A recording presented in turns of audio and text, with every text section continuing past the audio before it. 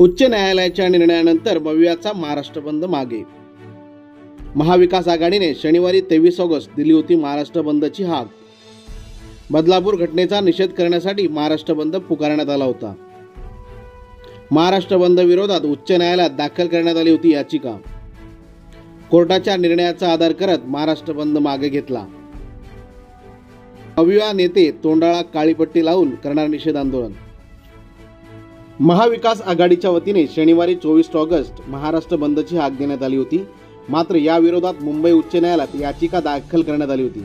या याचिकेवर 23 ऑगस्ट रोजी सुनावणी पार पडली। यावेळी न्यायालयाने हा महाराष्ट्र बंद बेकायदेशीर असून राजकीय पक्षाला कोणत्याही प्रकारे महाराष्ट्र बंद करण्याचा अधिकार नाही असा निर्णय दिला।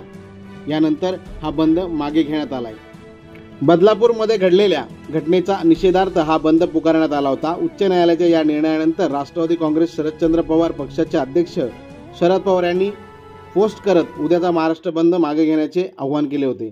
यानंतर काँग्रेसने देखील भूमिका स्पष्ट करत महाराष्ट्र बंद मागे घेत असल्याचे स्पष्ट केले। यानंतर शिवसेना ठाकरे गटाचे प्रमुख उद्धव ठाकरे यांनी पत्रकार परिषद घेत महाराष्ट्र बंद मागे घेत असल्याचं स्पष्ट केलं। मात्र काँग्रेस आणि शिवसेना ठाकरे गटाकडून राज्यात विविध ठिकाणी काळा झेंडा आणि तोंडाला काळी पट्टी बांधून आंदोलन करण्यात येणार आहे।